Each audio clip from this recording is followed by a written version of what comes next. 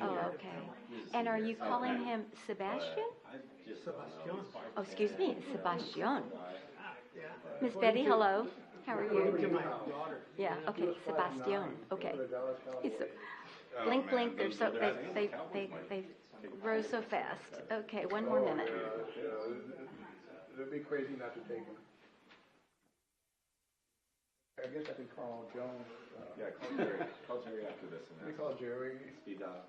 Have you seen that show Landman? Oh yeah, here we go. No, it's 6:30. Okay, everybody ready? Okay, Betty's. Okay, I'll just start banging. It's 6:30, so we're gonna.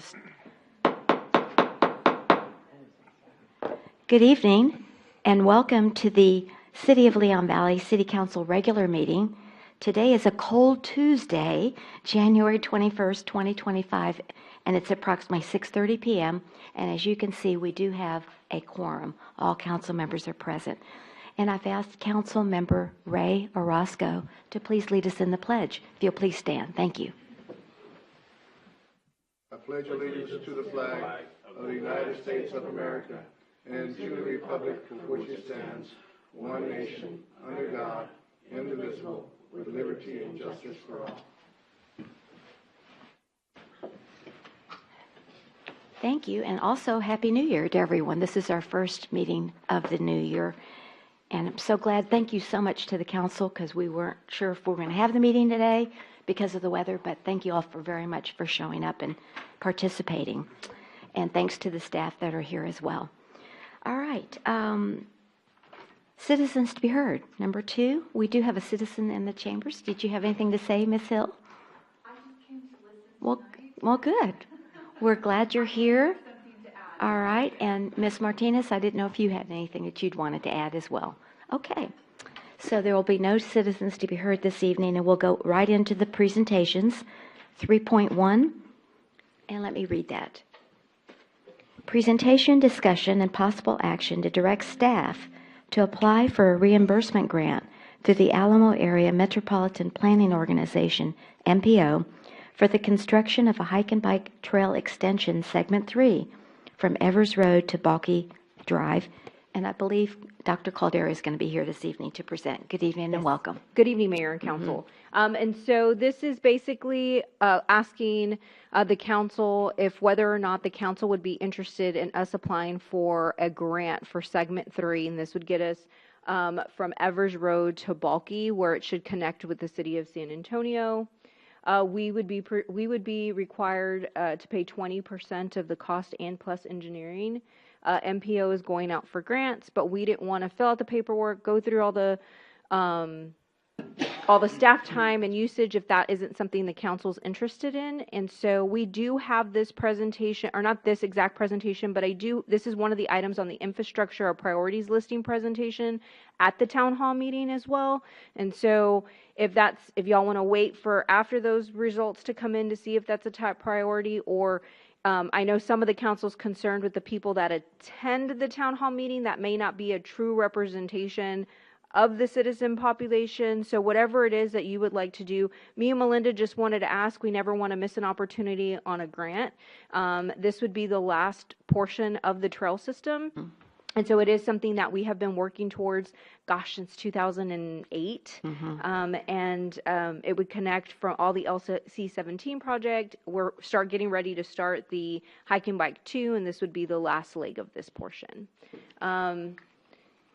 So Melinda put in a little map for you, and you can see this would be the last leg of that. It would connect to the San Antonio trail system. And again, this is a reimbursement program. They're 80-20 matching.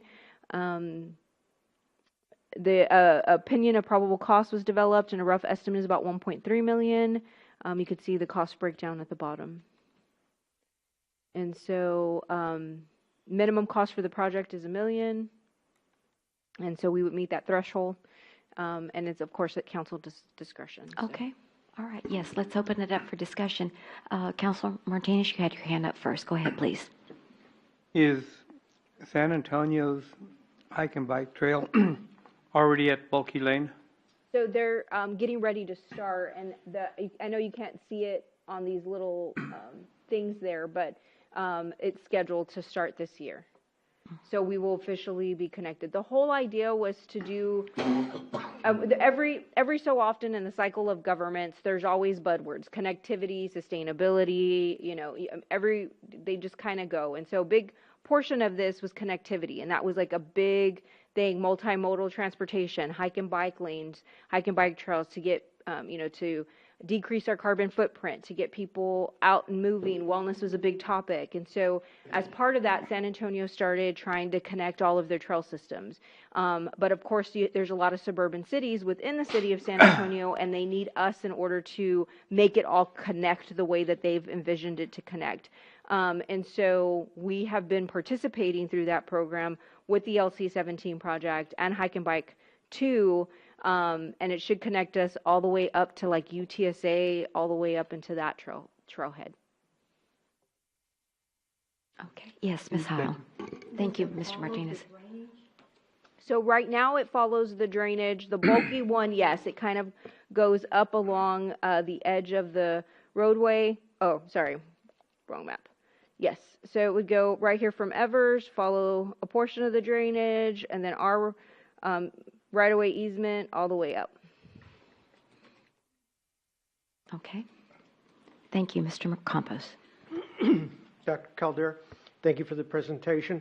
How often do they ask for these grant proposals or grant applications? So normally once a year and once every Maybe other year. 2 years. Yeah, 2 years usually. Yeah, it depends. Because normally we're getting through the phase. This last time there's a hiccup with COVID, projects getting behind, and then a big increase in construction cost. And so then people were going back and asking for more money in order to complete certain projects. And so I know there's been a little bit of a delay. This is the first call for new projects in probably 2 years. Are you, right? I mean, the mayor would be more, Yeah. she sits on that board. So I want to say it's been about 2 years. I think it's been about 2 years. I'm wondering whether or not just postponing this and waiting till the next cycle, because we don't even have for segment 2 the bid price, which is not due until October of 2025. We still don't know what the final cost on segment 2 is for the city. And at that time, the estimate was over $900,000. Yes. And so, it becomes, what is the priority? Is it our infrastructure, things that we absolutely need as a city, or trying to get these other quality of life issues before these other priorities? So my recommendation, just my opinion, is that we ought to wait. Let's wait for the next cycle. Let's see how the bids come out for this segment 2, and then see where we're at. Anybody else? All right. Mr. Roscoe. Thank you, Mayor. Dr. Cardella, can you go back up to the amount that the city's going to pay right here? So it reminds me like at work they say, hey, you know what? You're an employee, we're going to give you a 20% discount. But I buy that car and I'm still $50,000 in debt. We're getting a 20% grant, but yet the city is paying $419, $400,062. We're just barely getting back on our feet. We sold Seneca, we got some money in the bank. I agree with our Mayor Pro Tem. We just got too many things in the fire at the moment. It can wait, and that's just my opinion. And I think that we should take care of some things that are more vital for us to look at and pay for instead of having to do this. Okay. All right. So, Mr. Bradshaw, thank you, go Mayor. ahead. I think this actually is something that most of the citizens do want to make our city more connected and be able to follow the bike trail to connect to the San Antonio trails. I have several friends that go ride those trails, and you get to certain spots and then it stops. And so, I did have some citizens question, why are we talking about segment 3 before we finish segment 2, which is a valid argument, but I will say, what does it matter if this end to this end, wherever it ends, and whichever one gets built, eventually they're going to all connect. So it doesn't really matter to call this one segment 2 and that one segment 3. It doesn't really matter as long as they're making progress. And so I would like to see this continue. And I think by delaying it, we're just delaying the inevitable. Just because we go out for these bonds, or not bonds, grants, doesn't mean like we're sinking the money right now. And I think if we delay even further and don't get approval on the grant, then we're even further down the road. And it doesn't commit us to like do it like in this year, fiscal year, right? No, Oh. no. So But- we're just committing to And the that- funds. Yeah, and that's a good point, because these funds are not going to be available for another 4 years out. Right. That's what we're planning for, 4 years out from Right, now. so, correct, and so the funds aren't gonna, it's just your, just so everybody's aware, you are committing to these funds, like, once we say yes, We're locking in, We're but locking not in in that a we're- time determined, right? correct, like, we're not gonna have to do, there's no way, like, we're just getting done with segment two. Right. But each year when you do your budget, you're going to be, just like with segment two, you're going to be budgeting for that. Allocating these funds for correct, this. to make sure that you Agreed. have So funds. I understand that, but I think that, so segment two will be funded and done. But this segment, if we go out and get grants for it, then by the time it comes ready to do it, I think, we've seen these houses are going up. I think 9 or 10 are already sold over here. We're going to start seeing increases in revenue for the city. So I think we'll have funds to do these projects. That's my opinion. Thank you, Mr. Bradshaw. Well, I am in support of this project because of connectivity, and we've been working on this for, like you say, 2008. And I'd hate to have a blank connection, where, the citizens and the residents from the medical center especially can't get into Leon Valley and all the way up to UTSA if that's where they want to go. I'd like to hear from the citizens on Saturday. I think that would be important. And I was also wondering, is there any way that the county could help us with some of these funds? I don't know. I mean, maybe we could explore some other, besides just the We can Leon always Valley ask. Conference. We can always ask. can always Always say, you never hurts to ask. They can only say no, but they might say yes. And then, of course, I put down here GoFundMe. So, I mean, people might really want us to do this, and they might want to contribute. So why not? So, yes, sir. I Go do ahead. have one more question. Can you go back to the map, Crystal? One slide or something? Antonio's or- This one. Yeah. So the trail, if you look, it runs along like by the library and community center. Right. And then it crosses over. So my question is, will there be a bridge there, or will it be just a low water crossing? We'd have to design it. I don't know exactly what it'll look like yet. We always go with the cheapest cost. Bridges, when you hear bridge is always better. Right. So normally it's like a low water, graded, leveled Crossing. out trail is normally what we. Yeah. Okay. That's just what I was curious about. Okay. Thank you. Thank you. Yes, Mr. Martinez. Well, I support this because we're talking about 4 years down in the future, and it's something that I think will be beneficial for the future of our city. And my only comment is basically what Councilor Bradshaw was mentioning. It looks like where it curves to the left, if that could stay more to the San Antonio side of the creek bed instead of the Leon Valley side. It's more of where the easement lies and what we have authority to do. But yes, I understand, because you don't want to impede on the residents. I get Yeah, that. that was my only, I've had some people mention to me that, they don't want it Too close to close the to records. yeah. but if we can, that's something that we could work out with San Antonio. It's their trail system, so why would they be adverse of having it closer to their property line? So that would be my only comment. If we could get it moved over the other side of the way there. Okay, thank you. Mr. Campos. The last comment I had is that if it's the San Antonio Trail System, maybe they should contribute to this trail, as well as Bear County. Because, So they are with their portion, I guess, is what they've kind of said all along is that they're building this trail system, and that was a We're topic trying to for connect us. into it, yeah. We're trying to connect into their trail system. And so, yes, they have these vacant areas. We've just agreed to be part of that connectivity years ago. And so more of you don't have to be, like, it's not in a contracted binding MOU. It's just been from the very, very beginning when they've been talking about trails, Leon Valley has always been a willing participant in participating in their trail system. And so, but we can always ask the councilwoman, anybody that can help us pay for just about anything, the mayor knows, we will always ask for help funding. None of that really matters at this point. Once you have dedicated these funds, you've dedicated them. We'll go and ask just like we did for the Seneca West drainage project. We thought we were going to have to pay the difference, but we went and we asked, and they did give us 50% of what we were requesting. 50% That was with of the increase. cost overruns. Yes. Yeah. And they weren't obligated to give us any. Right. And so we always ask, but I will never make a promise to you that we will get it. So I will never say, hey, we're going to ask San Antonio for 20% and Bexar County for 20% and only budget for, 300. You still have to budget for the full amount. Yes, Mr. Bradshaw. So- I'm sorry. Did you have a follow-up? Yes. Yes, I'm sorry. Go ahead. So we are having new houses being built, and there's going to be an increase in demand for our fire department, which we have to fund. Maybe in the police department as well, and that's what my concern is. Okay.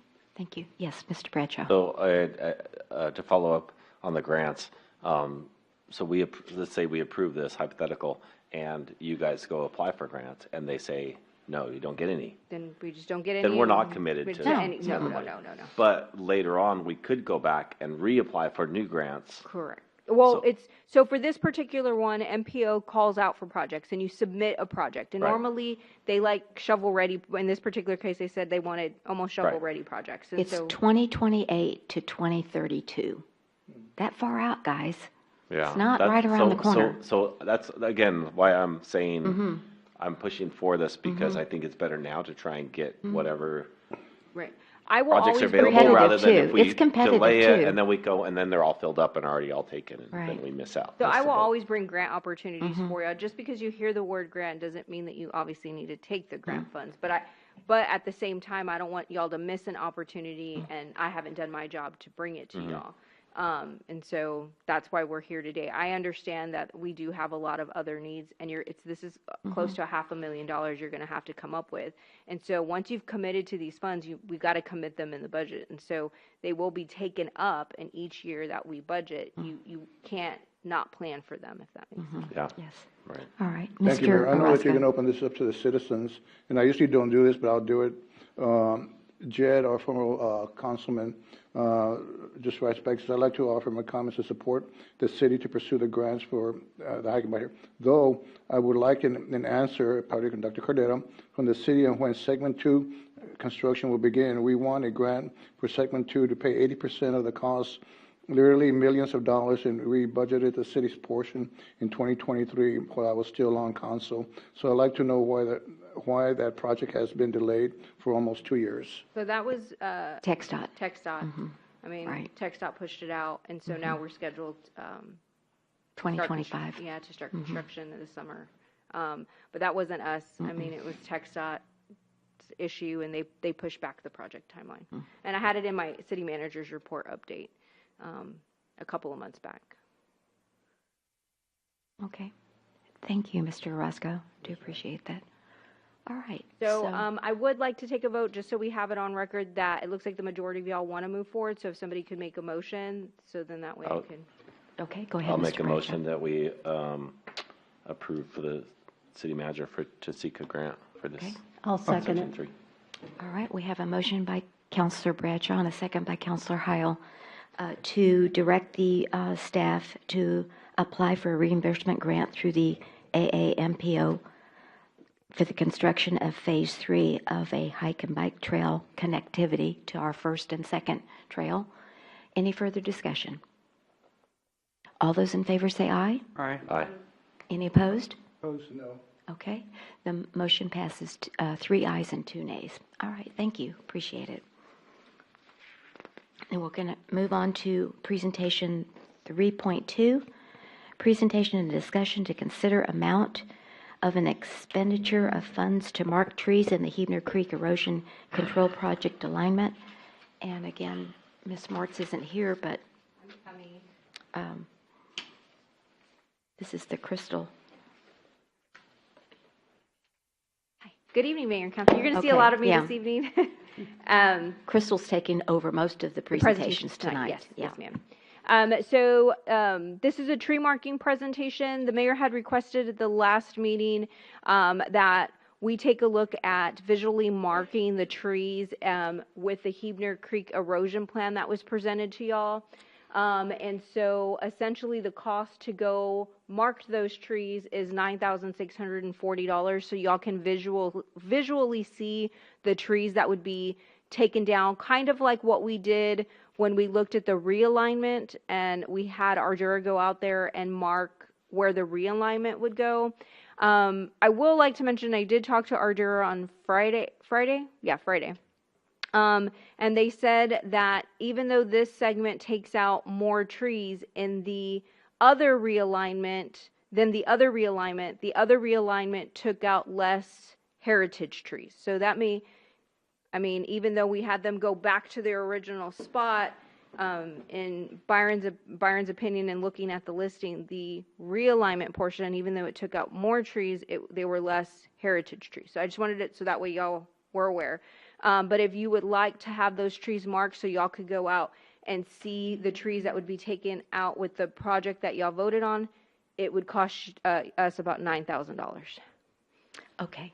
Well, I have an issue with the $9,000 because if y'all haven't been to the natural area, there are so many tags on those trees. It's unbelievable. So They didn't take down the tags from the first go around and then they put more tags up. It's confusing. It's littered the natural area as well. And I don't know why they're even charging us. I don't even know if they know which trees they're taking out. It's so confusing. And we asked them to stay within, didn't we? I mean, y'all were here on the dais. We asked them to stay within the boundaries of the creek bed. And if you are in the natural area, there are some huge heritage trees. I mean, 400- or 500-year-old trees that I don't know. They've got tags around them, guys, and I don't know if they're coming down or they're staying up. So I think Ardura, with the amount of money that we pay them, they should throw this amount of money in as just as a thank you for their business. I really do. I don't know if y'all saw it's agenda item number 4, but we paid them $141,000 in the month of December alone. So they're getting a lot of money from us, and I think that they should do this for gratis in my book. I did read someplace and I couldn't find it again, but I was talking to the manager, and I just think maybe we are not being creative about I'm not an engineer, she's not an engineer, none of us are engineers except for, is somebody an engineer? No. Okay. But I did read this week or last week in the online, I think it was the SA, I'm not sure if SA, one of the newspapers that are online, that the city of San Antonio with the San Antonio River Authority are taking out drainage ditches, and they're putting up all natural erosion control type projects, and I don't know why we haven't explored that, and I'm going to try to do some more research, and I meant to do that today, but I was also trying to prepare for Saturday's town hall meeting. So I don't know, but I mean, the trees are important, and I just don't understand why we're taking out so many trees, and I don't know where they're coming from, and I think we should at least know. The other thing I would say is that I did get complaints after the fact of the Seneca West project that Bexar County helped us fund, but that project just took out tremendous amount of trees, and it's all concrete. There's nothing pretty about it at all. And I just think we need to get a little bit more creative about our engineering, if we can, especially with the amount of money that we're spending. So that's my 2 cents. So, but it's, I know, a council decision. Mr. Martinez and I certainly will respect that. Well, looking at this, they've come out with the engineering for the redesign of keeping the creek bed the way it is. So I can't understand why they want to charge us $9,600. They've already got the route, and it should be a piece of cake for somebody to just go and tag a few trees. I just think this is a ridiculous amount, since the engineering's already been done. And, we keep on, you mentioned we spent $140,000 with them last month. I wonder if we should go out to bid and see You if just there's... did. Oh, We just did, I yeah. know, But I'm just saying, we give them a lot of business, yeah, we give them a lot of business, and, Like we don't. City engineer Yeah. and you just signed a contract with. Yeah, I So know. I can't ask an engineer to do something for free. Like you can certainly give them a call, Mayor, and Okay. ask if you would like to. Would you send me their phone number? I'll yeah. certainly call them. And so You bet. if you want to, They can only say no. They can always say no. They might say yes. I just will never ask for somebody. That's like I me will. asking Art, will you please do this council meeting for free? Like we just don't. We don't ask professional. Oh, he loves to come and visit. He loves to come see us. But that's what I'm saying. Oh, It's come on, Art, please. 20% discount. I mean, it's just not something that you're asking for somebody to do a job, we pay for services. As far as staying within the creek bed, Mayor, I did ask them that question, and they did say that they gave that answer at the council meeting when they were here, and that it bottlenecks up by Bandera Road. Erosion is a natural thing.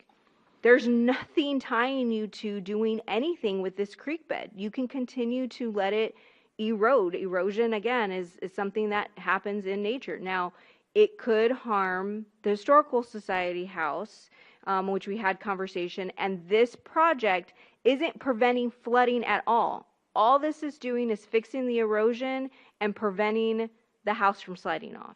I mean, we talked last time like, oh, well, we're taking a look at the bigger picture.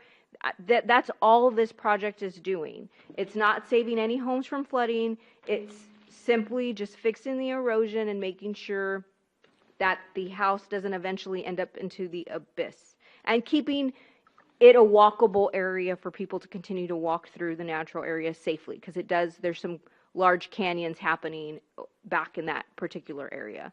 And so it's more of a question of whether or not you want to continue with the project. They can't just go in the current creek bed, lay cement, and say that that's how it goes. Just like they can't just put a bridge from one side to another. Engineering, there's laws, there's requirements, there's compliance. It's in a floodplain. FEMA plays a role in that. And so there's engineering that has to be done.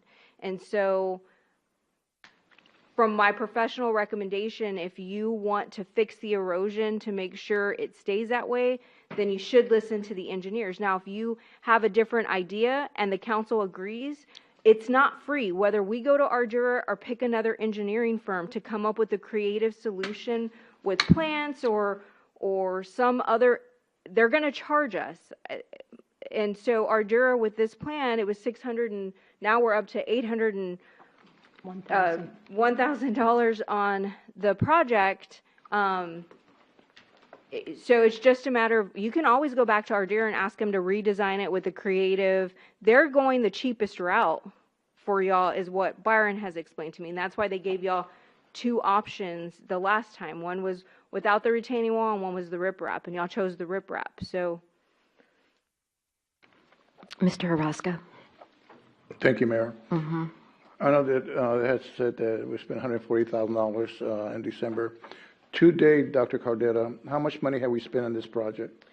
$162,000 last year, and I sent y'all the capital list. It was $33,000 this year so far on this project. So I think if you do the math, I added it up earlier. $193,000 total on this project, but y'all budgeted $801,000. We spent almost $200,000, and yet nothing has been done in this project.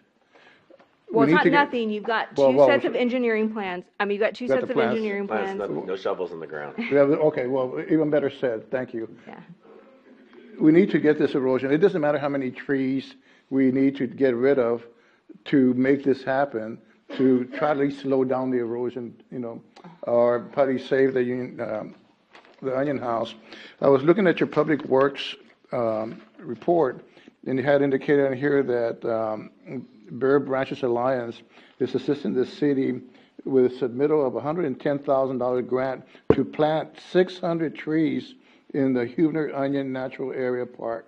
So whatever trees they knock down during this project, we're going to get 600 trees and put it. And we give what, hundreds of trees every year at Earth Day. Why can't we use some of those trees to replant the trees that they had to take down in order to make this project complete? I'm totally against the $9,000. We're giving this guys $200,000. And again, I'm not too, and don't get me wrong, I'm a tree hugger myself. I'm planting, I got 5 trees on my counter that I'm growing from seeds. And you're going to plant one on your property too. Go for it. Okay, but this is ridiculous, 9,000 to see what trees, so they're gonna put them up there and say, okay, this tree's gonna go, this tree's gonna go. Okay, you know, do the project anyway. We got 600 trees coming in, we can replant it, we just need to get this project done and try to slow down the erosion as much as possible. And that's my thoughts on it. The trees I was talking about, not just these are heritage trees. Have you seen those heritage trees over there? They're huge. They're huge. And we have an ordinance that says you don't cut down a heritage tree in our city. But we're always constantly giving the variance. So I'm just saying, I just want to know which heritage trees are going, because they're all marked over there. There's a lot of them that are marked, and that really worries me. Yes, So, Mr. Dr. Caldera, you mentioned Joe.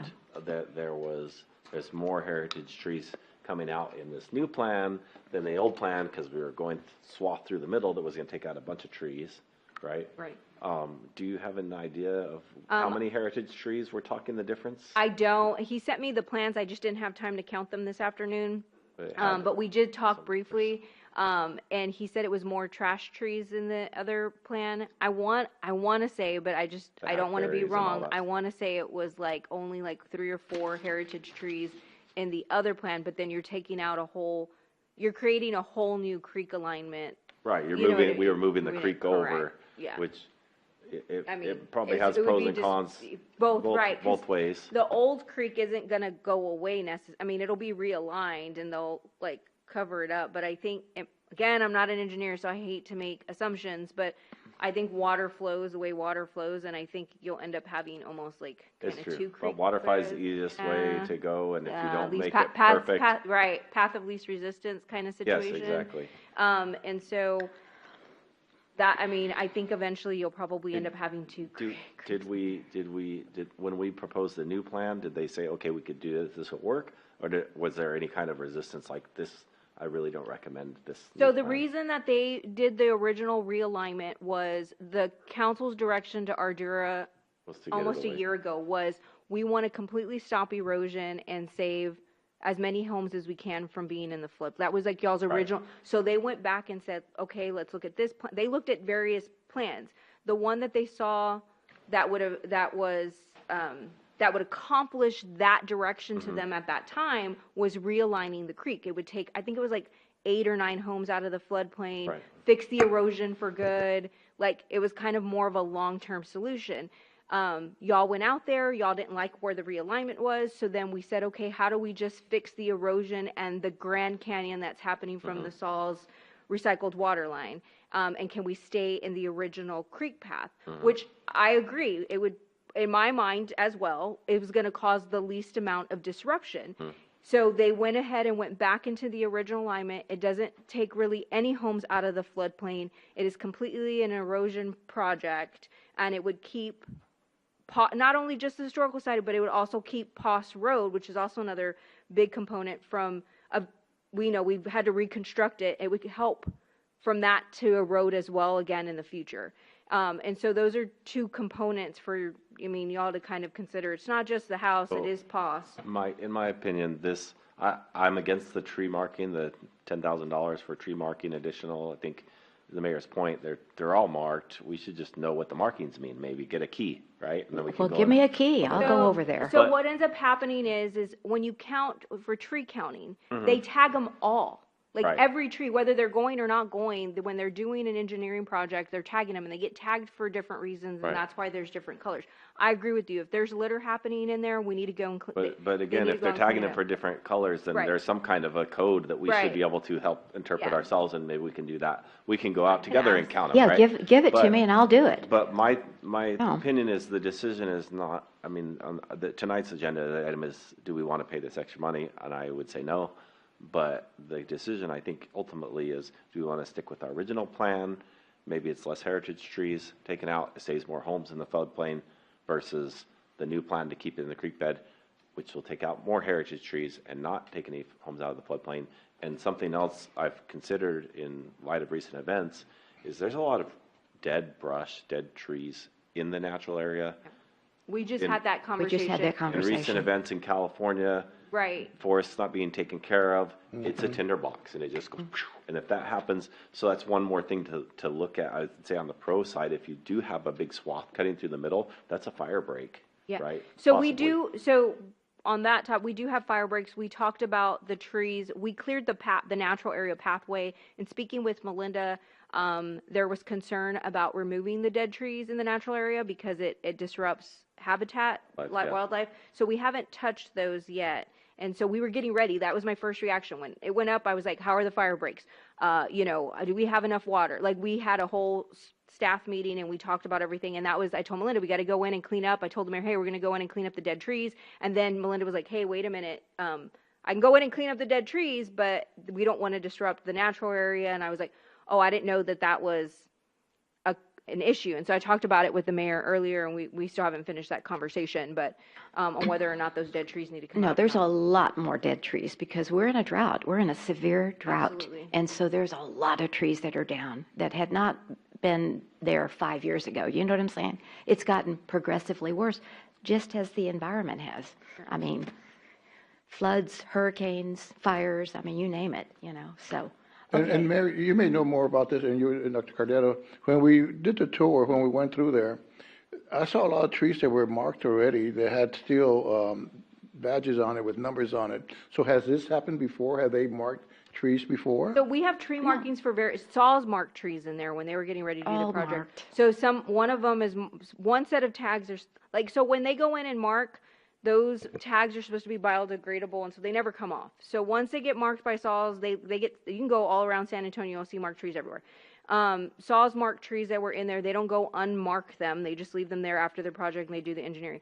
We went in for the original tree alignment and marked them. We didn't go and take the tags off after we did the realignment marking. So those trees are marked.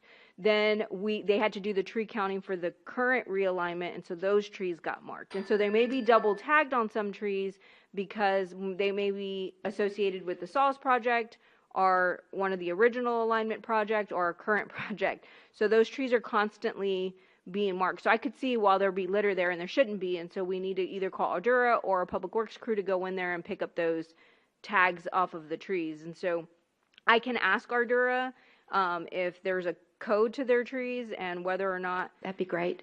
or if you, and you can call and reach out and see if they'll do it for free. I'm sure going to the call. council- Just give me the name and number. I mean, they can only say no. So, I mean, if y'all would allow me to call them, I know you don't want to spend the money. I don't want to spend the money either. That's why I wanted them to, consider just it being part of what we've already contracted for. So, anyway. All right, Mr. Campos, I know you always have something good to say. What would you like to say? Mayor, I was talking to the city manager on a consent item. Oh. And this is regarding the contract with Texas Pride Utility. And part of the cost that we're approving is engineering fees. And they're about 28% of the low bid, which is extremely high for engineering when there is no design. This is really, it's called cured in place pipe, CIPP. Cured in place. Right. So Pipe, they're PIPP. threading a synthetic, I'm going to say sock or a pipe through existing pipes and then filling that sock with water, and there's resin in there that activates and hardens and follows the shape of the pipe. So Okay. there's no design as to the flow or anything like that because it's already been done. and yet we're paying a premium for that, the engineering fee on that project. And so I'm wondering if, hey, let's get a little offset here in your discussion, saying, look, we're paying such a high price for this CIP project, CIPP, that I'm not in favor of paying for this $9,600 either, and maybe that's some type of concession that they can Okay. consider. All right, thank you. Anyone else on this side of the dais? Okay. So, Nobody's in favor of paying for it, but if you'll reach out, I'll I send will, you their number. if you'll get me their number. All right, And then I I'll appreciate ask that. them whether or not there's some sort of code to break in. Okay, But that'd this be is, great. let's see if I can make it on topic. We're still good with moving forward, because they're moving forward. Like, we'll get you the trees and the counting. Like, I'm not hearing anybody saying, stop this project. Okay, all right, I just want to make sure we're clear. Okay, thank you. Okay. We're moving on then to, is Chief going to be here? Okay. 3.3, presentation and discussion on City Ordinance 2023-42 with an update on police calls for service at a multi-family residential complex. Chief Gonzalez, good evening and welcome. Happy New Year. So, I was asked to give you all an update on this ordinance, and we've had police calls increase in Leon Valley. We've had calls increase to multi-family residential complex. We've also had increases in non-residential, and the ordinance was put in place to try and gain some control over this. Okay. It is for emergency police calls. So it was adopted in 23, required us to monitor the calls. And we selected 5622 Evers, Missions and Medical. The number of calls between December 22 and November 23 is 1265. After the ordinance, calls dropped to 918. So, the ordinance says 60 or more emergency calls to any of these complexes, then we would require them to hire an on-duty peace officer to provide security. We have defined an emergency call as in progress, potential for loss of life, serious bodily injury, panic alarms, and burglaries in progress. This is the breakdown. I was We surprised. did not have any complex in the city have 60 or more in a 3-month period. So I'm going to continue to monitor calls. And does the council wish to amend this ordinance? Do we keep it in place as is? Some direction. Chief, are you seeing a continued decrease in the number of calls, would you say? Yes? Okay, all right. I don't want to say it. Okay, all right. All right. Just thought I'd, okay, so I'm saying that this ordinance Yes. has had some effect. It has had Yes. some effect. Okay. And I hope it continues. Yes, sir. Okay, I do too. All right, yes, Mr. Martinez. The first question is, the ordinance calls for 60 emergency calls. Police emergency calls. Okay. What is the definition of a police emergency call? he gave Is it. it, It's up there, right there. yeah, Right there. okay, yeah, but if it's a couple fighting, is that a? Emergency. Huh? It's not emergency. That's the emergency. Loss of life, serious Serious bodily injury, to any person. panic alarms, progress. Now, there's 2 people fighting with knives. That would be an Yes. emergency. So, in my opinion, to make this work the way it was intended, we need to revise our code to limit the amount of calls. Because that was the whole intention of this ordinance, is to relieve you guys of having to go, you guys are spending how many days a month at these apartment complexes? And you guys have other things to do that should help you and really help the residents in those apartment complexes. So I would say we need to redo the law, our ordinance, and make it where a number of calls, no matter, get rid of the emergency aspect. Okay, thank you. Can we do that? Well- Yes, Mr. Bradshaw, go ahead. May I? I thought that the ordinance was helping. We've seen a reduction, right? It did meet its intended purpose, unless we're saying the intended purpose was to have a police officer stationed there full time. It's not doing that. And I don't know, if it's, I mean, if you go back to the total calls, the non-emergency ones, right? Because that number is still quite high.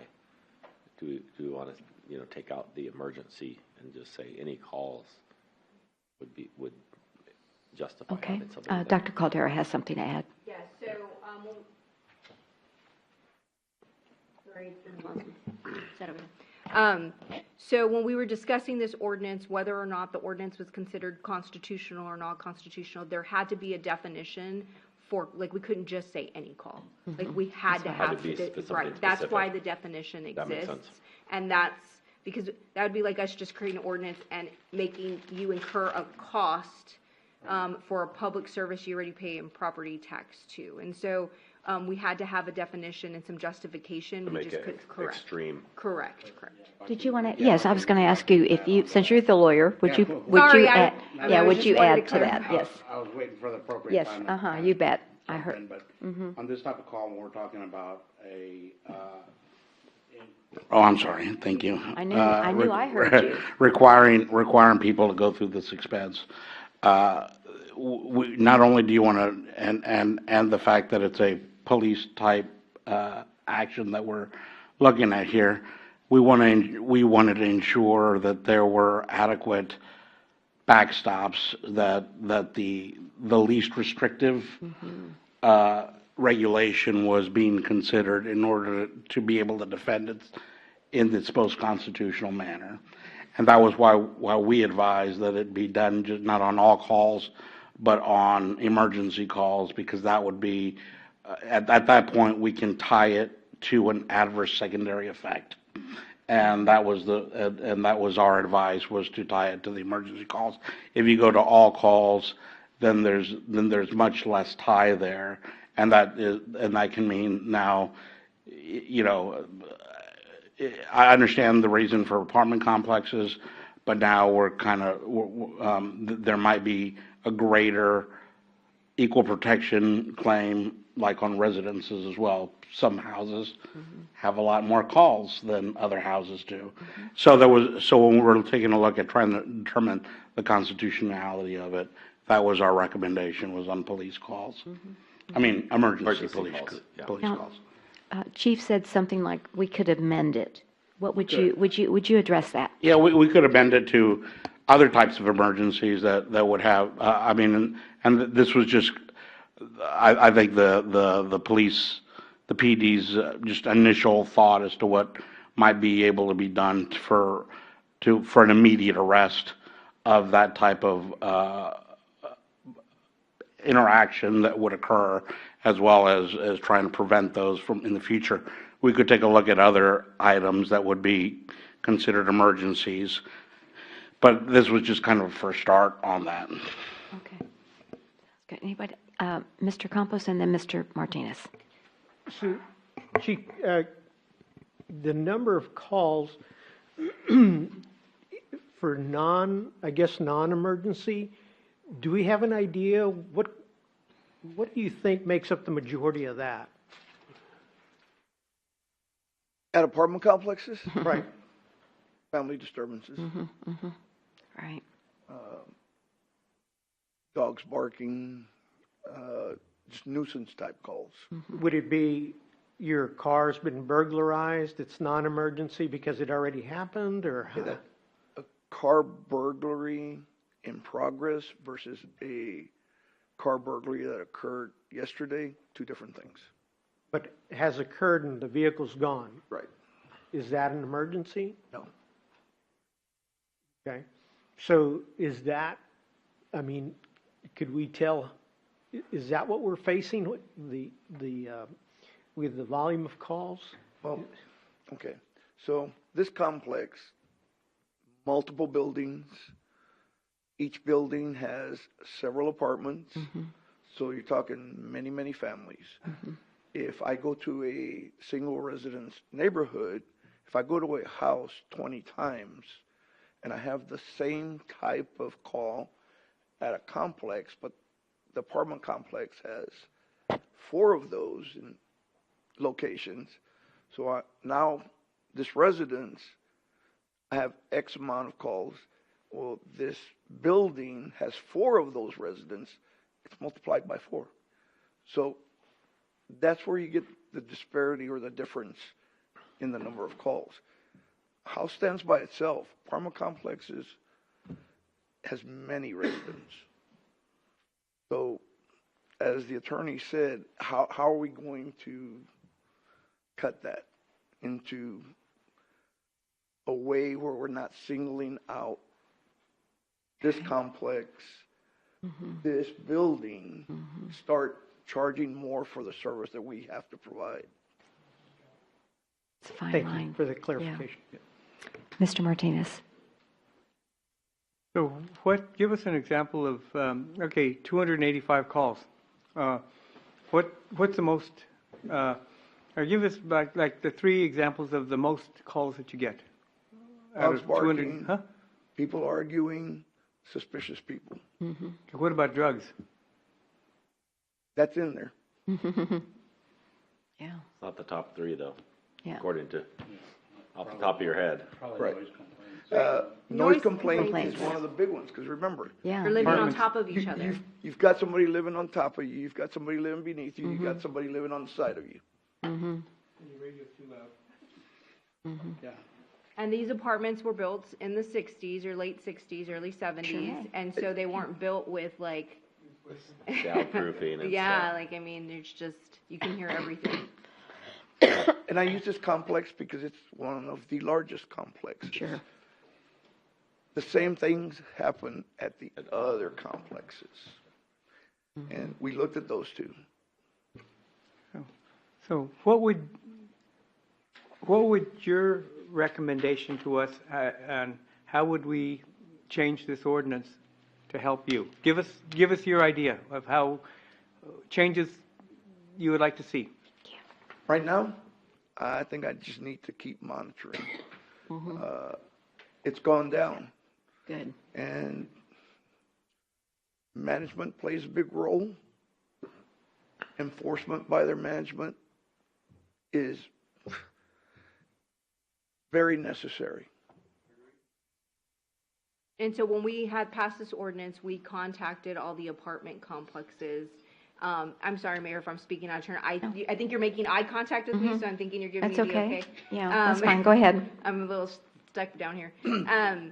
And so we contacted all the apartment complexes with this ordinance, and I think they're trying really hard to make sure that if calls are being made, they really are more so emergency. We can't help people from calling, police, but I think they've made a good effort on going and making sure squatters have got a lot of our calls before where squatters were breaking into the apartments. And so I think they're trying to make a concerted effort to make sure that the people living there are the people that should be living there. And that's helped bring down the call volume a little bit. Okay. All right. Well, very informative. I was glad to, I always like to see the effect of our ordinance passing, and I think that was very valuable tonight. Thank you for sharing. Yes, Mr. Orozco. Thank you, Mayor, and I'm okay with your recommendation just to continue monitoring it.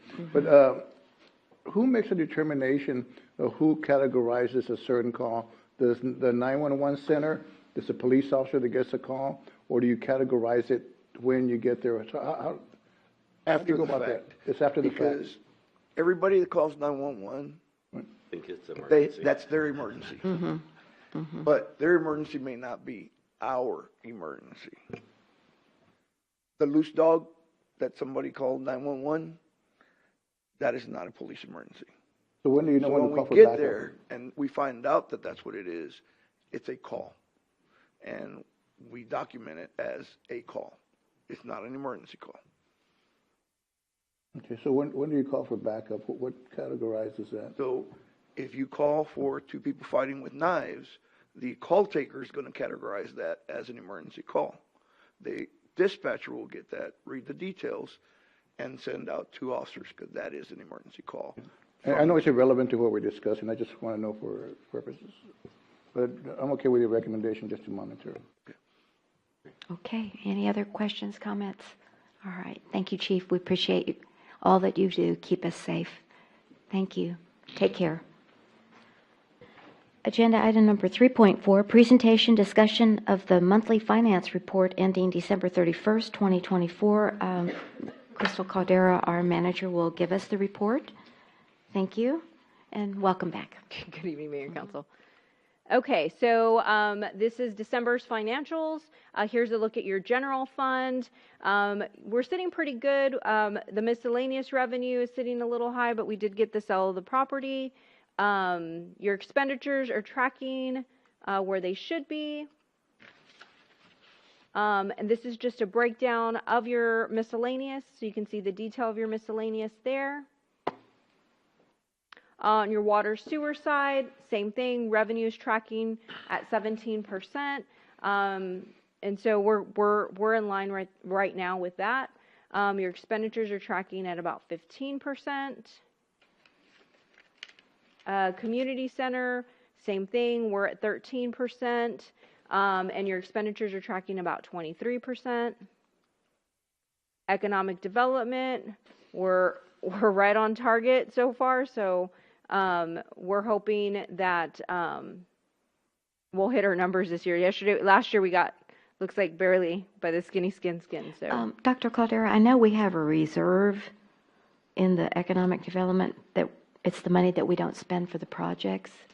Do you, can you just get that number to us in one of your reports? Yes, ma'am, I will get it to you. I mean, just because it's not here, but I want the council and citizens to know that we do have money to try to leverage some economic development projects into our city. And the last big one we did was the Gold's Gym. Yeah, right. But yes, I will get you that number, ma'am. Thank you. Impound lot, we had our first impound lot. We're getting ready, or we're going to get ready for our first auction of the year. That should be coming up next month. And is that reflected in the 94%?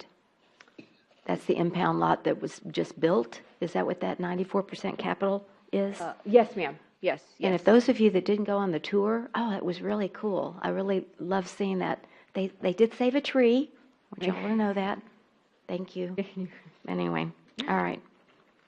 Red light cameras, again, we're on point for this fiscal year. Expenditures are tracking. Everything is looking great. That concludes the financial report. It's December. Normally, when we start releasing real numbers and you start hearing me up here panic, is normally around April timeframe, which is a good mark of like where we're projected for the upcoming year. To me, we're still a little early on. I had one more question because I wasn't sure on the first page because I wasn't getting there fast enough.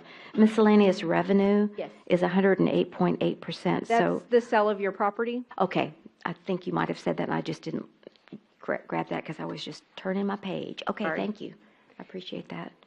I'm not Carol. Sheena goes in a lot more detail than I do, but Anybody if you have else? any questions, I'm sure I can answer them if you haven't. I think that's it. Okay. Yeah. All Well, right. great. Thank you so much. Thank you, Mayor. I do know that you and I were talking and you said there's not very many city managers that will give you their check, give the council their check register. Yep. So thank you. Yes. That's how I know how much is being spent here and there. So It's the detail. it's the detail. So thank y'all very much for that. So we appreciate it. Okay. Oh, announcements by the mayor and council. All right, I do have some announcements. Okay, yeah, of course, everybody knows about Town Hall this Saturday, and we shouldn't have a problem with the weather. 8:30 to about 12:30 at the conference center, and I want to thank the council and the staff for collaborating on the agenda and for staff putting together all of the information on each of the 5 topics. It's a lot of work, and it doesn't go unnoticed, so thank you. March 1st is Earthwise, our 35th annual, and I wanted everybody to put on their list that we have a great opportunity to really get rid of your stuff out of your house. We have SA3 Community Recycling that's going to be there, and they're except electronics, computers, TV, flat screen TVs, DVDs, video games, all appliances with a cord working or not. But additionally, any clothes, shoes, purses, belts, blankets, pillows, curtains, area rugs, dishes. I mean, I put it in the Lion's Roar so you can look at that, and we'll try to keep it. But I mean, amazing. Metal and wood kitchenware, utensils, metal and aluminum items such as wiring, file cabinets, old tools, books, workout equipment they'll take, and household decor. Goods, decor, picture frames. Then, of course, they have the unacceptable things that are broken, soiled, or unusable. No plastic. They don't want any plastic. Mattresses, no styrofoam. Wicker baskets, desk or partitions, binders, tube TVs or coolers, and water jugs. So a whole lot. So, I mean, I'm starting a little pile. So, anyway, I just thought this was a good way of them recycling it and then putting it back to good use. So just wanted to put a shout out for the Earthwise Living Day event there. The garbage schedule. Forest Oaks didn't get the message. I got all my neighbors putting out their garbage for tomorrow. And as you all know, with no garbage pickup today, everything moves. So if you were Tuesday, it goes to Wednesday. If you're Wednesday, we go to Thursday. Thursday, you go to Friday, etc. So just want to put a shout out for that. Also, we were talking about the fires and whatnot, and I don't know, that in California, that just really, really was so heartbreaking to see so many people lose everything. And Altadena is 28 or 29 square miles, excuse me. And so I kept thinking, man, that's like 9 Leon Valleys that were burned to the ground. So anyway, I know we're all concerned, and we're going to keep them in our thoughts and prayers, and maybe send donations, whatever you feel like it.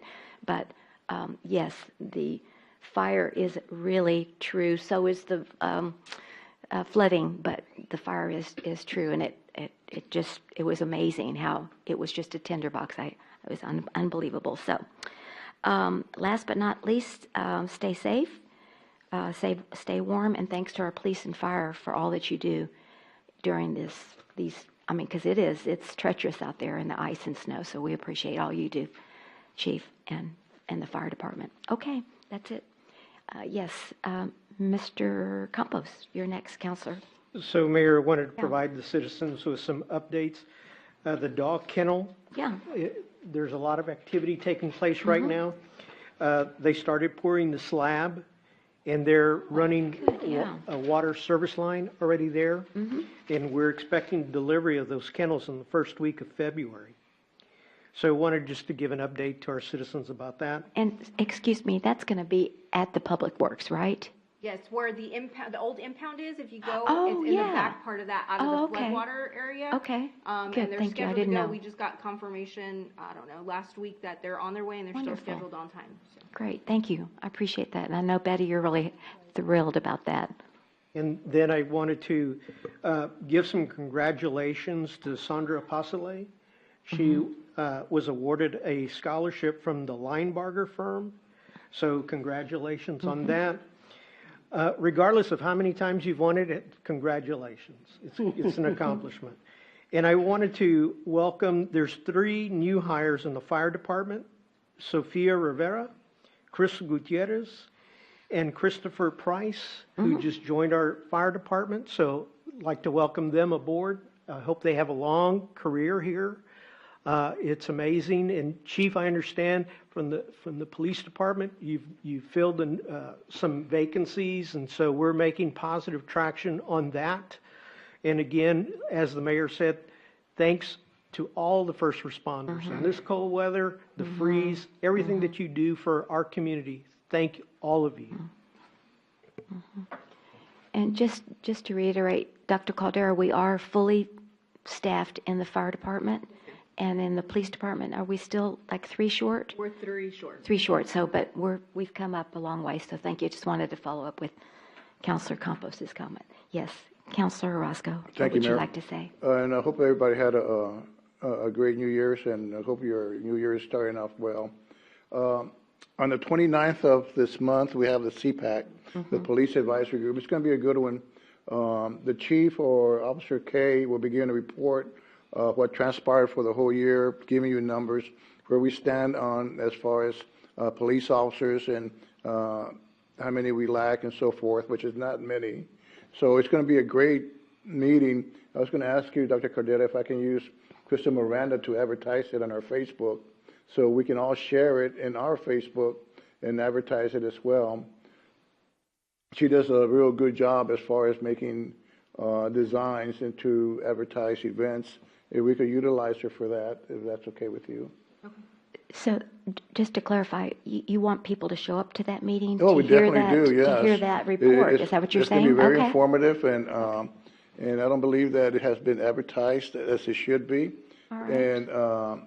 And we're working on So, that. 6:30, and I'll put it in my report too, 6:30 on January 29th at the Conference Center. Conference Okay, Center. so there's plenty of room. All right, very Yes, good. yes. Thank you. Okay, and that's all I have, Mary. Thank you. Good. Because usually I think we think it's just for the committee, even though I know it's open, but this is a little bit special. Yes. It's a year-end report. The is chief what is going I'm to give a hearing. report Okay. on what transpired the whole year, the numbers. And the numbers are in the Leon Valley yearly report. But people were having questions in the committee, and I'm sure our citizens will. Good. And- All right. Well, thank you for that and appreciate your leadership. All right. Anyone else? Okay. Yes, Mr. Martinez. One thing I've noticed lately, or maybe it's because I drive down ever so much and around the city, that I've noticed the police giving a lot of tickets, or at least stopping cars, which I really appreciate. And just for a comment, for the spring brush, I know we moved it to February because of the oak wilt, but to me, the February 24th is kind of early. It really, I think it should be later, either late March or in April, like it used to be. Because I know I have a bunch of trees I need to cut down or trim and stuff, and it's going to be hard to do it, this early. And it'd be nice with better weather, and in March or April. That's all my comments. Thank you. All right. So we Can you put it address on the- that, Dr. Caldera? Because I don't know if we Back on can. the agenda, the council's the one that told us to move it up because of Oakville. At the time, it was Jed Hefner, and he had consensus, so he's not on the council anymore, so if you want to change that, we can't do it, obviously, for this February, No. but in the future, then we just need to have a conversation about it. Okay. If we could just make that note. Yes, So ma'am. we'll relook at it. Yeah. So, thank you, Mr. Martinez. All right. With no other announcements, let's move then to the city manager's report. Dr. Caldera. Yes, I just want to congratulate Sandra Pasale and Lisa Hernandez. They will be getting their recertification for their, I'm going to mess up the abbreviations, but being a certified city secretary, they're both going up, they're both getting their recertification. So it takes work, they don't just get the recertification, you've got to do so many hours of continuous education, you've got to read books, you've got to do essays, and so in order to keep your certification. So they put a lot of work in order to continue to do that. I did put a copy of the annual report, colored copy, in front of y'all. I will be presenting online. We don't print for the citizens. The colored copy, I will have a couple of black and white copies for Saturday, and just that we print here. And then I will go through the annual report briefly at the town hall meeting. Lastly, I do want to thank all the staff that came in today to kind of keep city services going, public works, the water keeps going. There's a lot that goes into making today happen when we have the freeze. So I do want to extend my thank you to the staff that came in today. Other than that, I conclude this Okay. next. Well, it was good to get the text message from you this morning that said there was no outages, there was no slick streets. I mean, as far as closures, I mean, you just gave all positive of what could happen in Well, when everything else was shutting down. So For thank you city so much. managers, everybody loves snow day. We hate it because we're like, are there water outages? Are there electric outages? Are there Right. streets closing? Are there? So I've, Right. we get up. I've been up early this morning to make sure everything's going the way it should be going, as well as the chiefs and Melinda. We're trying to make sure that the streets are pre-treated, making sure that there's no water main busts going on, because that normally happens during the freeze. Right. I'm just glad it's going to be over hopefully by tonight, and we can Let's go hope back so. to regular Yeah. scheduled programming. So. Well, thank you all for all that you do. Do appreciate it. Okay. Consent agenda 6.1 to 6.4. Any counselor would like to discuss one of those items? If not, may I have a motion and a second I to so approve? move. All right. All right, we have a motion by Counselor Roscoe and a second by Counselor Campos to approve consent agenda 6.1 through 6.4. All those in favor say aye. Aye. Any opposed? The motion does carry. We're moving to the regular agenda. We've got 3 items this evening. 7.1, presentation and discussion on an ordinance authorizing a fiscal year 2024-25 general fund budget adjustment in the amount of $20,000 for the purpose of increasing the library department budget. Now, this is a first read. We will not have a vote, but we will move for direction for the next meeting if we want to put it in the consent agenda. So, Dr. Caldera, if you'll begin, please. Thank you. Good evening, Mayor and Council. So, as part of the sale of the property, One Stop gave us an additional $60,000, and he asked that the $60,000 be broken up into 3 allocated funds. One was tree preservation, one was for a new dog park, and one was for a library budget adjustment. Those will be allocated in the budget and set aside for those items in your future budget. We don't have enough to do a dog park just yet. We need a little bit more money for that. And then we'll put the rest in the tree mitigation fund. But the library got their $20,000 and they want to spend it. So they did break down the cost. It's roughly, or it's not, it's going to be about $20,635,000. They did get their circulation desks. They want to finish their circulation piece of their circulation desk piece, as well as the storage of the area. And they also want to fix the restroom tile. It's stained and there's no cleaning it and just needs to be replaced. The additional $635 will come from the savings after the purchases from this year. So they had $10,200 budgeted for the circulation desk. You could see how they came in a little bit less, and so they have $1,600 remaining. They would like to use the $635 of that $1,600 to cover the $635 and buy the rest of the items. I don't need a budget adjustment for the $635. I just wanted you to know where I was getting the $635 from. So the $20,000 will come from Samir, and that's, I say Samir, but One Stop Group, and that is what they will be spending the money on. That concludes my presentation. Any questions? Yes, Counselor Heil. Can you tell me who's doing the floor? Is it a company or is it? Good old Public Works. Okay. So it'll be, so we'll probably get the tile, and Adam from Public Works is normally the one that does it. We still get quotes anyway, just in case Public Works can't do it.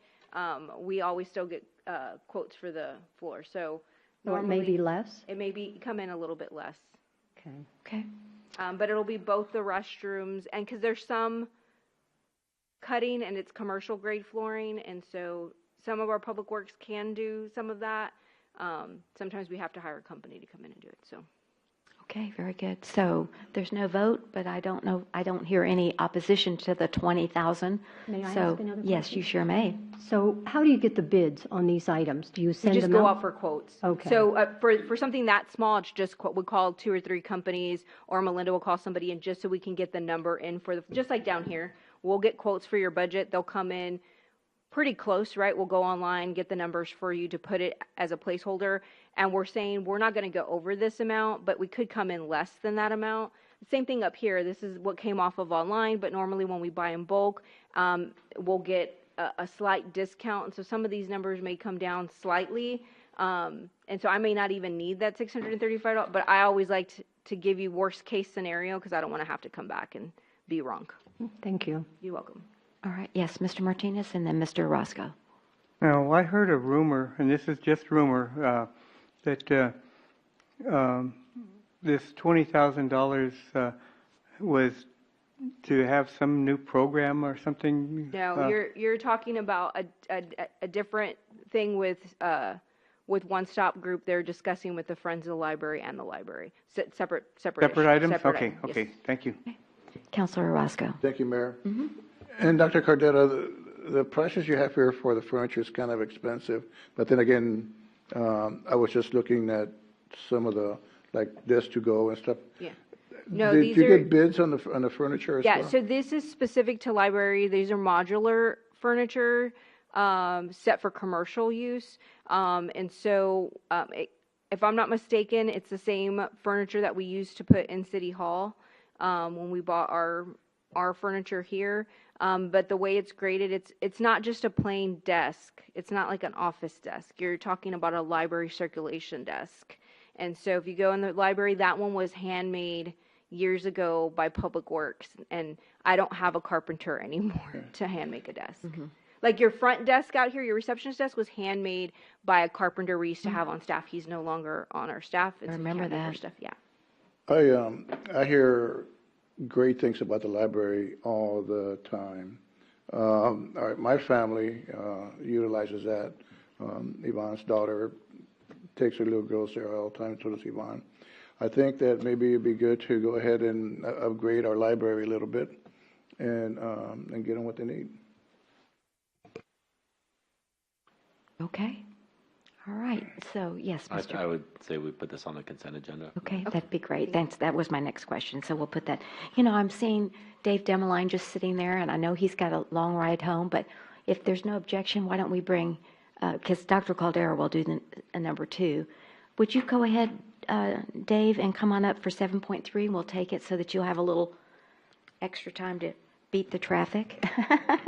Okay. Thank you, Mayor and Council. Good evening. 7.3, let me read the agenda item. Discussion and possible action on an ordinance amending the Leon Valley Code of Ordinances, Appendix A, Fee Schedule, Article A8.000, Building and Construction Related Fees, Section A8.005, Bulk Water Permit, to amend fees associated with bulk water permit deposits, and to add the Edwards Aquifer Authority fee. Now, we did hold the first read on December 17th, but we had a lot of questions, and I really appreciated what you put in the packet, the side-by-side with saws, because that's what the council wanted. So thank you so much for doing that research. Do appreciate it. Yes, And if you'll begin. Thank you. Sure, thank you, Mayor. You bet. We had presented this last time, so the only addition that I had was the comparison question. Was raised by Councilor Campos about taking a look at what SAWS is charging for bulk water meters. And so with this ordinance, what we really wanted to do was increase the deposit from $1,000 to $2,500, mainly because the cost of that has gone up to that amount. So, and then we also wanted to charge the EAA fee, which is 62 cents per 1,000 gallons. Currently, we don't collect that. So, I can pull up the chart, but so the comparison, as you can see, the addition would be 62 cents per 1,000 gallons. The only footnote that I added was that the developer does pay an impact fee when they develop their land, so we don't charge a water supply fee. And then any monthly penalty for inspection or calibration, we basically handle that in-house with our staff. So we're going out and reading the meter. And so, and then the third component is we don't really differentiate between what water is being used for construction versus landscaping. So we don't charge for that. So the ordinance basically is covering those items, and that's what we're recommending. So I'd be happy to answer any questions that you all may have this evening. Very good. Thank you so much. Councilor Campos, you had asked for this comparison. Do you have any other thoughts or comments on this? So, thank you, Mayor. Yes, you're welcome. Mr. Demeline, got a question on the water supply fee. So, here in Leon Valley, the developer pays a water supply fee, I'm going to ask the question because I don't know. Is it when they pull a meter for a new residence? Is that when they start paying? Yes, sir. It is. It's for when they apply for the meter. So based on that size of meter, our water supply fees are charged per the size of that meter at that time. So if they pulled out a substantial amount of water, would we be able to, is it representative that it would cover our cost of that water at this 370? We feel that for the types of projects that are being, for the contractors that are coming in and getting a bulk water meter, that we see typically, like right now we have 2 projects under construction with the developments that are occurring. So we don't have a lot at any given time, but we've felt that we recuperate enough funding, for those bulk meters. So we really just wanted to cover the cost of the hydrant meter in case it gets stolen or walks off from the job site, that sort of thing, and replacing that. So, but the other fees seem to be enough for what we need to recover. Okay, thank you. All right. Any other questions on the bulk water permit fees that are being proposed? Okay, this is a second read, so we will be able to vote on this tonight. And what is the pleasure of the council? I'd like to make a motion to pass as presented. Second. All right, we have a motion by Councilor Campos and a second by Councilor Orozco to approve agenda item number 7.3 as presented regarding the bulk water permit fee, amended fees. Any further discussion? All those in favor say aye. Aye. Any opposed? The motion does carry. Thank you so much. Really appreciate it. And we'll see you hopefully maybe Saturday. I don't know. Okay. No, I wasn't going to come. Anyway, I'm just teasing. Agenda item number 7.2, Dr. Caldera will present and we'll have a discussion on an ordinance authorizing the execution of a City of Leon Valley Irene Baldridge Community Center lease agreement with the Northwest Seniors Citizens Club. This is a first read, so we will not vote on it tonight, but we can put it in the consent agenda if that's the pleasure of the council. Dr. Caldera. Good evening, Mayor Yes. and Council. So there weren't very many changes, just really some housekeeping items in the new agreement. It's a 2-year lease agreement with the seniors. Somebody asked about the fiscal impact. This is what we cover for them approximately, and they agree to pay the $120 per month, and this covers the cleanup portion of it. Is that every day or once a week, or They how have is to that? clean almost every day. Every day? Yes. So it's $120 a month for everyday cleanup from our public works? Correct. And how long does that usually take? It just depends on what happens. So like Okay. after bingo, it could be a larger cleanup. After their luncheon, definitely a larger Yeah, cleanup. right. If it's just Domino's and, it's not that big of a cleanup unless somebody has an accident in the restroom and doesn't tell anybody, then that takes a lot longer. So it just depends.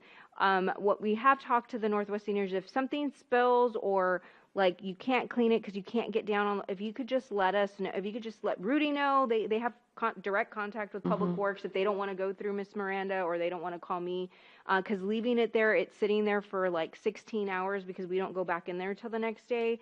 It hardens or makes it harder to get off the flooring. Same thing if they have an accident. I know it's an embarrassing situation. They don't have to say who. We just need to know. That's been a more common problem, especially in our restrooms. We've replaced the tile at least 2 or 3 times because of that happening in the restrooms. And so if they would just, that's more of our issue is damaging our property. The same thing with our chairs. We've given them designated chairs now because we just bought new chairs. It's just informing us. Well, yeah, I understand, but I remember that they used to not have a fee at all. Correct. And so how long has it been that we've been charging them $120 a month? 4 years. 4 years? Yeah. Okay. I It don't, hasn't been that long. I mean, Yeah. I think they started when Ms. Kinsler was here. The last, not my renewal of the contract, the one before that. And we hadn't renewed in the time we were supposed to renew. I went through all the contracts and I tried to get rid of all your evergreens. And so this was one of the ones I brought back because we hadn't addressed it in a while. And so they never used to pay anything. They started to pay the little fee. Our big concern was on the utility side of things. And when Ms. Kinsler was here, they tried to move them out and put them in the library training room or relocate them into smaller rooms because they were, heating a whole large 3,000 square foot facility for 4 people. Of course, the seniors did not like that, and they kind of came out in droves about it. And so, it's been their building. And so we just kind of accommodate them. That's just a lease agreement that, what was happening though, and the reason we actually entered into a lease agreement is they started kind of trying to dictate what we could do with the building. And that's why the initial lease agreement took place, was because they were starting to tell us we couldn't use our own building, even though we were maintaining and paying all the bills. And so then we initiated so it could be clear as to the parameters. the rights. Okay. I'm just wanting to know if that 120 is still a reasonable and necessary fee. I mean, I know it's necessary, but is it reasonable? So that's just a, Oh, okay. Just a- Reasonable on our part or reasonable on their part to pay us? I'm just wondering. I don't know. So that's why I was asking how much time and, stuff like that. But it's, yes, So thank Counselor you, Mayor. Campos. Got a question. How does this organization generate funds? I mean, to come up with $120 per month, do they charge their members? They do charge members. I couldn't tell you the fees off the top of my head, but they do charge their members. They also have bingo, and they raise money through bingo. They have their luncheon, and they sell tickets, I think, for their luncheons for raffles. They hold the trash and treasure sale every year. So they do raise funds as an organization in order to cover the $120 per month. They also use their funds to buy, like, dominoes and cards and other stuff that they may need, coffee, food for their certain events that they may do. We don't monitor their funds or how they keep track of them. They're technically a 401c3 separate from the city. But that's just what I know by working with them all these years. Thank you. You're welcome. Yes, Counselor Martinez. I know the seniors, to join the seniors, it's very, very cheap. It's $10 a year. So, they're not, And they're a nonprofit, I know. they're I've just- they're nonprofit, they're not wealthy, No. And I know during the meetings they have, people can pitch in and they'll split the kitty 50-50. And so they're not, it's not, excuse me, they're not, excuse me, they're not getting rich on that. They're just holding their own. But you got to remember, that center was built for a grant for the seniors. And after, 30 years, it was, the city owns it now. So, but, that's why they have such a great deal is, and it's a good place for seniors.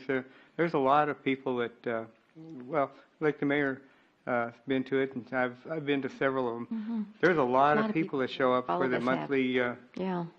meeting. So, and it's good for the seniors. Yeah, it's great. Thank you. Yes. you. And many of Counselor them Heyer. aren't from Leon Valley. They're from all around. Correct. And All that's the- always been a point of contention because we're basically supporting an organization where I don't know, it used to be, I don't know the current numbers, where only like 10% of their organization were actually Leon Valley residents. And so, but it is a community service we provide for the surrounding area. Right. Counselor Orozco. Thank you, Mayor. And Betty, that's exactly where I was going with mine. I've had an opportunity to go meet these great people and represent the mayor. They're great, but in the county, there's about 5 or 6 senior citizens that are sponsored by Bexar County. And since we only have about 10% of Leon Valley, is there a way that we can go and talk to the county, talk to Peter Sakai or somebody, say, hey, you know, we're taking care of a lot of Bexar County citizens in our area. How about you pitching in for a little bit of this? I know, I hear you with it. We have a long wish list. Yeah, let me tell so you. the where the county supports is the county supports senior centers and non-incorporated areas. They don't give money to that I'm aware of off the top of my head to senior centers that are part of cities. Like that's normally a city. We're not funding the seniors, and like we're not giving them money. Some cities actually budget for their senior center. Like they budget for the games, they budget for all of that. I put the number up here because somebody asked, and I will always be transparent. So yes, we pay the utilities and the cleaning supplies and the facility rental, but in all reality, I wouldn't be renting during the day on a Monday. Like that, that wouldn't happen. Now, Public Works, it does get costly. I mean, they're having to go in and then clean the building. And so, you know, if we said, okay, we're providing you the building, you hire a company and they come in, you clean up after you, you know, I just don't think it would go very well with the seniors. No. And they're real flexible about if there's an event and they can't use the community center on a Friday or a Thursday. You know, they're very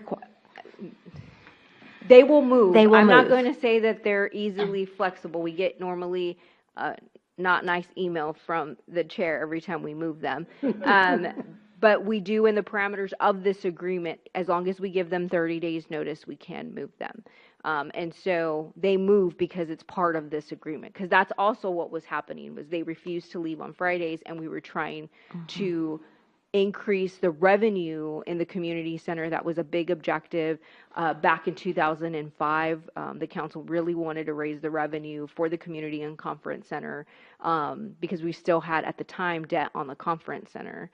And so they wanted to raise the revenue for both of those buildings. And so that was one of the topics of conversation, because they wouldn't let us in there early on Friday. And you can't set up a whole wedding reception Saturday morning when you're having the reception on Saturday morning. So they have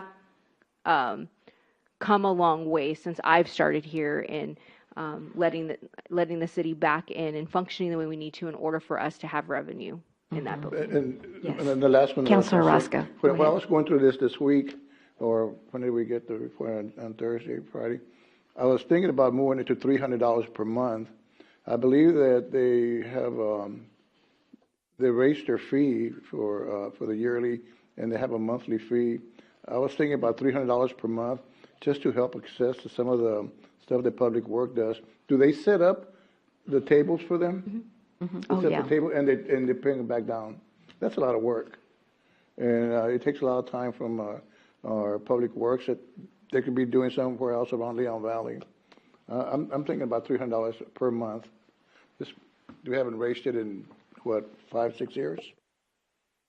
3 or 4 years, I think, is what Dr. Caldera said. Because it was nothing, and then I want to say 4 years. I mean, go back and just double check the date, but I want to say it was like 4 years ago when we implemented a fee at all, which was $120.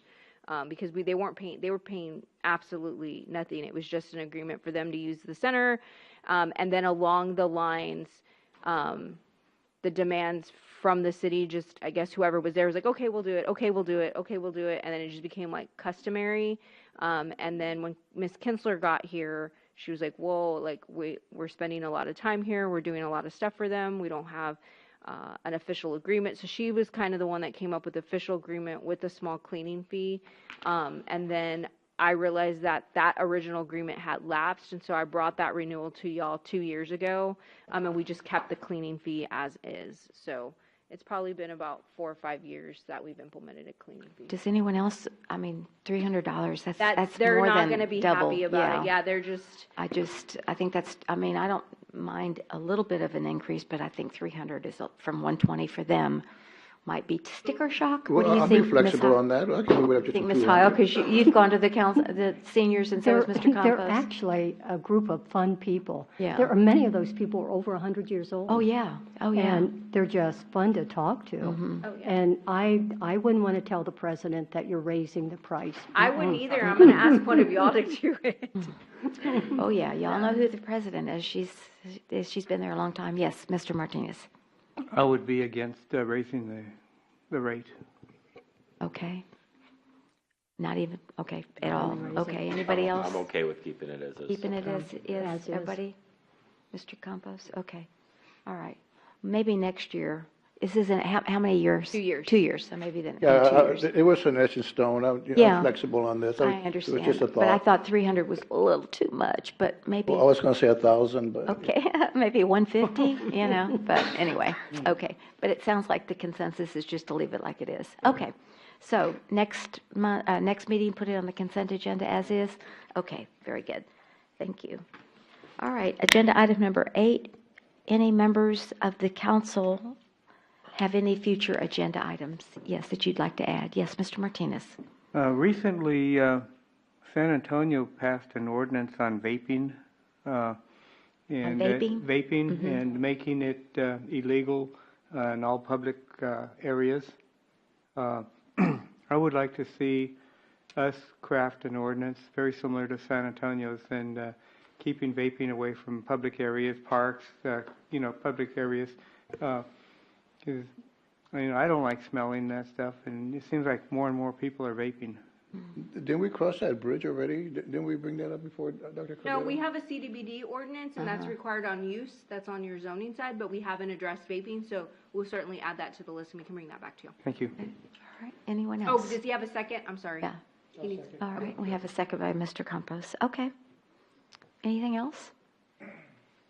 Okay, seeing no one else then, we'll bear the cold weather at 8:06 on Tuesday, January 21st, 2025. Thank you all for coming this evening. Really appreciate it. Be safe, drive safely, and we'll see you on February 5th at the next meeting, but 4th on the next meeting, that's right, but we'll see you this Saturday at the Town Hall. All righty, good evening, thank you.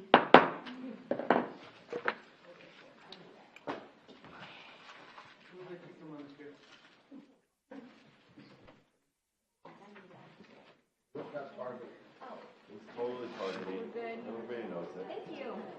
All the ESPN analysts are talking about Scataboo getting pulled in. They're all talking about targeting. Actually, that's such a big thing that came out. It went on for days and days and days. Well, the thing is, they didn't call it because of the time it was in the game, right? And then like they would have had, they should have either been a clarification.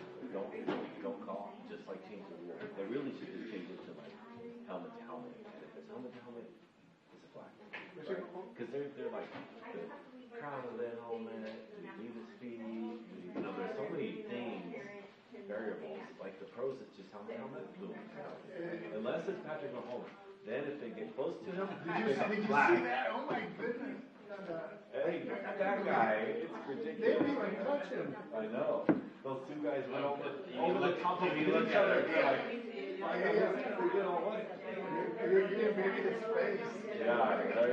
If you look at him, they throw a flag. That's it. It's really crazy, right? No, but sometimes, when the running Well, back is running, I they saw know what to say. a play from, I don't know what year it was, but Tom Brady went running, and they freaking leveled him. His helmet pops off, right? And he just jumps up, no flag, nothing, and it's like, can you imagine, like, today, You invaded his home, that's what it was. Yeah, exactly. I guess he saw that. Are y'all still talking based on No, we're talking, we devolved into the pros. He's not. I'm not gonna let it go. You're not gonna let it go. No, it's okay. Here, Sandra. That was pretty cool. So. See you guys.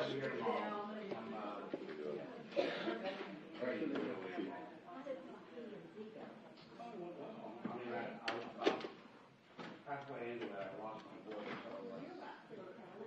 They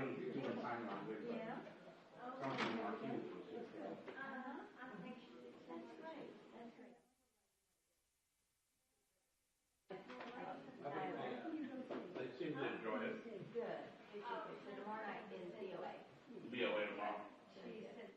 You'll just stay in, you'll work from here. Right. Yeah. Thank you. No, I've done this. But two.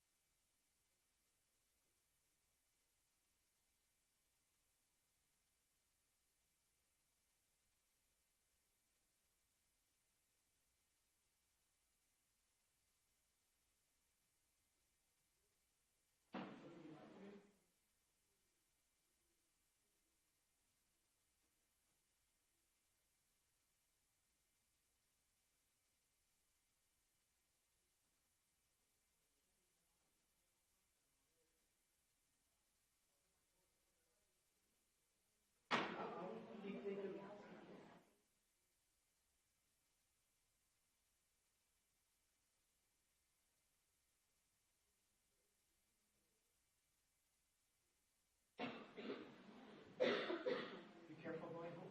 I will.